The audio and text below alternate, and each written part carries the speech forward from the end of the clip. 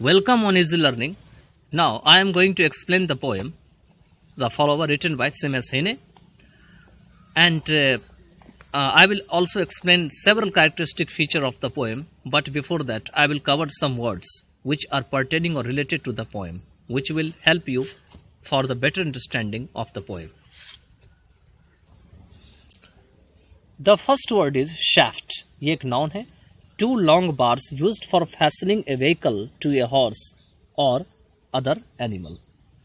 कहते हैं बड़े बड़े जो है छर होती है या बार होती है, वो लोहे की भी हो सकती है या किसी और चीज की भी हो सकती है, जिसका काम किया मतलब जिसका काम किस में किया जाता है, जिसका प्रयोग किस में किया जाता है, तो कोई और एनिमल या हॉर्स के जो गाड़ी होती है, व्हीकल होती है, उसमें बांधने के लिए.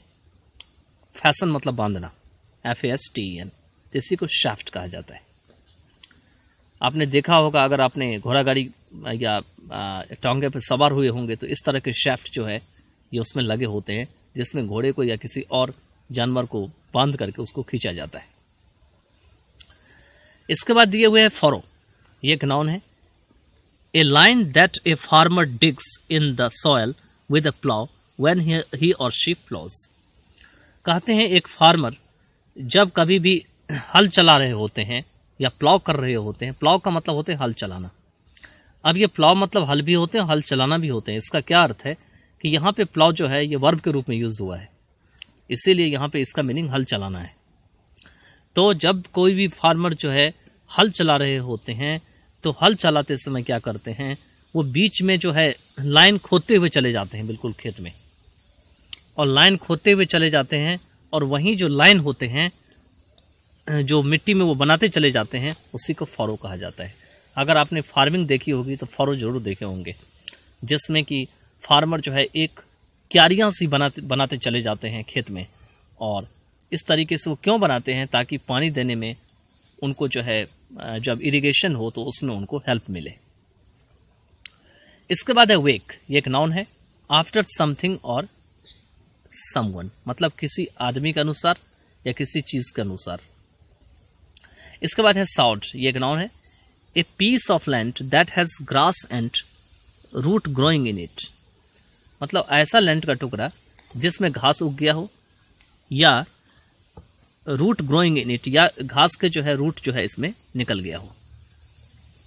इसके बाद है प्लॉट. ये एक नाउन है. A way of walking with slow heavy steps, मतलब आराम आराम से. अगर आप बहुत जोर जोर से पैर रख के चलते हैं, पटक पटक के चलते हैं, लेकिन स्पीड में नहीं चलते हैं, तो उसी चलने के तरीके को प्लॉट कहा गया है, जो खास करके हल चलाते समय किया जाता है. इसके बाद है आपका nuisance.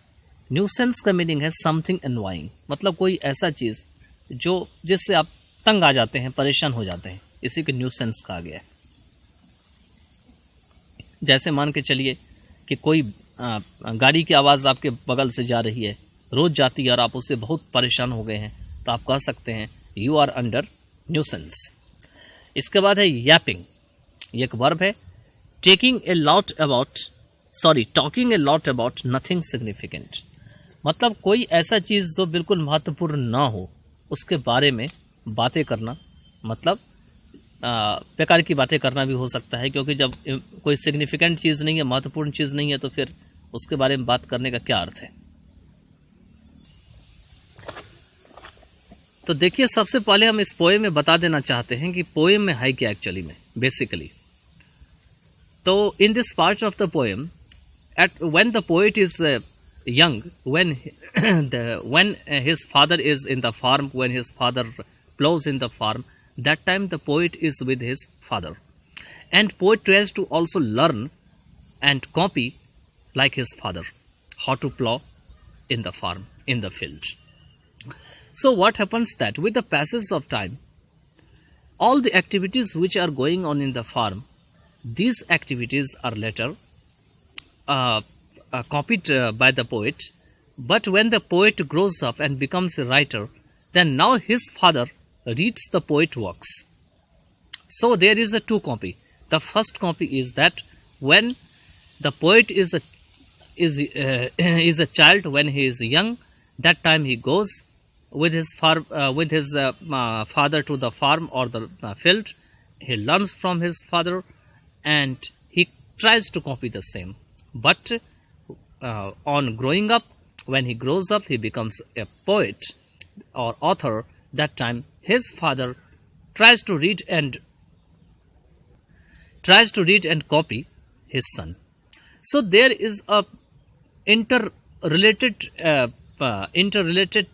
development among father and son, and you can say that reciprocal development. तो हम कह सकते हैं इससे कि जब कभी बच्चे थे और उनके पिताजी जो थे वो खेत में जब हल चला रहे थे, किस तरीके से हल से वो जुताई कर रहे थे, किस तरीके से हल के सारा सामग्री, किस तरीके से वो घोड़े को उसमें लगाते थे, किस तरीके से वो सारा एक्टिविटी करते थे, इसको पोएट कॉपी करते थे और उसको जो है सेम करने की कोशिश करते थे। लेकिन जब पोएट बड़े हो गए तो उसके बाद क्या हुआ, उनके जो वर्क्स है उनको उनके फादर ने जो है किसी न किसी तरीके से पढ़ना शुरू किया और उसके बाद उन्होंने पोएट की एक्टिविटीज़ को जाना, उसको कॉपी करना शुरू किया। तो यहाँ पे इंटरचेंजिंग रिलेशनशिप है। लेकिन इस पोएम में ये बात क्लियर करके नहीं लिखा हुआ है कि कैसे वो एक दूसरे की कॉपी करता है। लेकिन अगर आप इसको थरोली रीड करेंगे अच्छे से तो ये बात आपको समझ में आ जाएगा, क्योंकि पोएम जो है कोई भी बात को डायरेक्ट एक्सट्रैक्ट नहीं करती है रीडर को। You have to just read it thoroughly with grasping the meaning deeply. अगर आप इसके मीनिंग को बहुत डीपली ग्रास्प करते हैं तो only then you can say that there is the bosom relationship between father and the son of learning something. ये तो रह गई आपको पोएम का कि पोएम में क्या। अब सेकंड है कि इस पोएम में जो लिखा गया है तो इसमें बहुत सारे मेटाफोर भी हैं। मेटाफोर का मतलब होते हैं कि जब आप कोई चीज़ की कंपैरिजन किसी वस्तु से डायरेक्ट नहीं करते हैं। फॉर एग्जाम्पल मान के चलिए कि आपके पास आप मून का कंपेयर करना चाहते हैं, किसी गर्ल्स के साथ मून की कंपेयर करना चाहते हैं, तो आप ये नहीं कह सकते हैं कि she is like a moon, क्योंकि अगर आप लाइक लगा देंगे तो सिमिली बन जाएगा। तो इसीलिए उसमें आप क्या करेंगे, मेटाफोर बनाने के लिए उसको आप बोलेंगे शी हैज़ ए मूनिश फेस। तो मूनिश फेस में क्या हुआ कि वो मून के समान है, लेकिन फिर भी कंपैरिजन का वर्ड यूज नहीं होता। इस तरीके से बहुत सारा चीज़ आपको मिलेंगे। मैं आपको दिखाता हूँ कि इसमें मेटाफोर कहाँ पे यूज हुआ है। साथ में इमेजरी का भी यूज किया गया है। इमेजरी का मतलब होते हैं कि कोई चीज़ जैसे कि कोई फार्म, कोई सी या कोई समुद्र है या कोई पहाड़ है, माउंटेन है, कोई हिल है, उसको जो है लेना और उससे जो है कुछ न कुछ जो है पोएट जो है नॉलेज देते हैं रीडर को। तो अभी दिखाते हैं कि मेटाफोर का प्रयोग कहाँ किया गया है। तो यहाँ देख सकते हैं, यहाँ पे मेटाफोर का यूज किया गया है। जो स्टैंजा 4 हैं, dipping and rising in to his plot. अब देख सकते हैं कि यह डिप जो है वो डिप कोई या तो शिप करेगा किसी समुद्र में, और क्या होता है कि जब जहाज चल रही होती है समुद्र में तो कभी डिप कर रही होती है, कभी वो उठ रही होती है। लेकिन यहाँ पर में तो हल चल रही है, लेकिन वहाँ से कंपेयर किया गया है और इसको इनडायरेक्ट मतलब कंपैरिजन किया गया है। तो इससे पता चलता है कि हम मेटाफोरिकल लैंग्वेज यूज़ कर। साथ में इमेजरी भी है। इमेजरी कैसे है, तो मान के चलिए जब आप डिप की बात करते हैं तो आपके ब्रेन में जो फिगर बनता है वो जहाज का फिगर बनता है, शिप का या नाव का फिगर बनता है। तो इसलिए इमेजरी भी है। साथ में आपको इसमें सिमिली भी देखने को मिल जाएंगे। देखिए यहाँ पे सिमिली कैसे, यहाँ पे सिमिली का यूज़ किया गया है। Shoulders globed like a full sail strung. देख रहे हैं, लाइक का यूज़ किया गया है, मतलब कंपैरिजन और डायरेक्ट कंपैरिजन है। लाइक और एज का जब हम यूज़ करते हैं तो इस तरीके से वो सिमिली बन जाता है। इसके बाद इसमें इंजम्बमेंट का भी यूज़ किया गया है। अब ये इंजम्बमेंट क्या होते हैं कि कोई लाइन पूरा खत्म ना हो करके फिर से लाइन चालू हो जाना। फॉर एग्जाम्पल यहाँ पर में है at the headrig with a single pluck, लेकिन ये फुल स्टॉप नहीं लगा। ऊपर वाले में फुल स्टॉप लगा है ब्रेकिंग के ऊपर, लेकिन नीचे वाले में फुल स्टॉप न लग करके डायरेक्ट ऑफ रेंज से सेंटेंस शुरू हो गया है, यहाँ से ऑफ रेंज। तो इसी को हम इंजम्पमेंट कहा जाता है। इंजम्पमेंट का मतलब होता है कि लाइन ओवर द लाइन। इसके बाद है इसमें ये भी हो गया, आप ये भी समझ गए।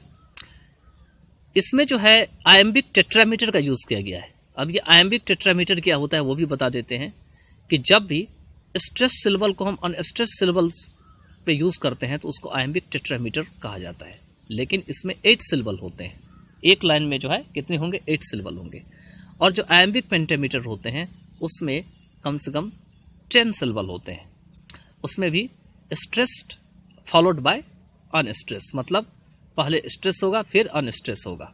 ओके, तो you can just also understand about that, that how can you just know about the stress or unstressed syllable after going them. Okay, तो इसके बाद जो है इसमें आपका इसमें फुल राइम और हाफ राइम का यूज किया गया है। और ये फुल राइम और हाफ राइम क्या होते हैं? फुल राइम का मतलब होते हैं कि जिसका साउंड लास्ट में 2 वर्ड का बिल्कुल सिमिलर मिल जाए, उसमें कोई भी चेंजिंग ना हो, बिल्कुल भी परिवर्तन ना हो। फॉर एग्जाम्पल यहां दिया हुआ है प्लाउ, फरो, टंग, स्ट्रंग, इसमें कोई भी मतलब साउंड में कोई भी वेरिएशन नहीं है, कोई भी अंतर नहीं है। लेकिन अगर आप नीचे चली जाए, लेकिन अगर आप इसमें देखें 4th स्टेंजा में, तो यहां देखिए, यहां है वेक लेकिन यहां पे है बैक, मतलब ए, डब्ल्यू ए के बाद ए है साउंड, लेकिन यहां पे बी ए के बाद बै है, ए का साउंड है। तो क्या है, ये फुल राइम नहीं है। फुल राइम का मतलब है कि यहां पर में जो है, ये पोएट के बारे में बताया गया है कि यहां पर में पोएट जो है अपने फादर की तरह कंप्लीटली अभी कॉम्पिटेंट नहीं है। इसीलिए हो सकता है कि श्रीमती सेन ने इस तरीके से उसको लिखा गया है कि सन अभी भी फुल राइम जैसे नहीं है, उसी तरीके से फादर की तरह जो है वो पूरा कंप्लीट नहीं है। तो चलिए अब पोएम की तरफ चलते हैं।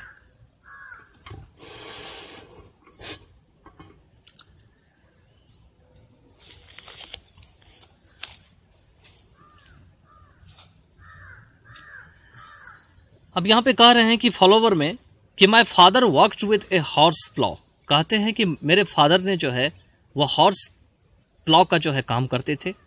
हॉर्स प्लॉ का मतलब हल में क्या करते थे, घोड़ा लगा देते थे और फिर उसको जो है खेत में चलाया करते थे। His shoulders globed like full sail strung, और उसका जो शोल्डर है जब वो चलाया करते थे तो उनका शोल्डर बिल्कुल गोल हो जाया करता था, शोल्डर एकदम बिल्कुल, क्योंकि शोल्डर हिलता रहता था जैसे जैसे हल आगे जाती थी। तो सेल स्ट्रंग का मतलब है ऊपर नीचे करता था उनका शोल्डर। जैसे कि कोई जहाज, पानी के जहाज जब समुद्र में रहती है तो कैसे वो ऊपर नीचे डिप कर रही होती है, उसी तरीके से उनका जो शोल्डर है वो आवाज वहां पे उनकी जो शोल्डर है वो इस तरीके से जो है एक्टिविटी कर रही होती है जैसे कि सेल कोई पानी में एक्टिविटी कर रही होती है। साथ में ये भी बता दो इसमें कि जो स्ट्रेस ऑन स्ट्रेस सिलेबल का जो इसमें मैंने बताया था इसमें कि आयम्बिक पेंटामीटर, आयम्बिक टेट्रामीटर, उसको भी आप एक बार चेक कर लेना। वैसे मेरे हिसाब से स्ट्रेस बाय अनस्ट्रेस होते हैं। और यहाँ पे क्योंकि यहाँ पे दे रखा है माय फादर, तो पहला है माय फादर, तो ऐसा लग रहा है कि पहले अनस्ट्रेस है फिर स्ट्रेस है, तो इसको आप एक बार चेक कर लेना। माय फादर, क्योंकि पहले ऐसा लग रहा है अनस्ट्रेस है फिर स्ट्रेस है, तो my father worked with a horse plough. Okay, चलिए, तो ये हो गया 2 लाइन। अब आगे चलते हैं। Between the shafts and the furrow, अब ये कहां पे चलाता था? शैफ्ट्स और फॉरो के बीच में।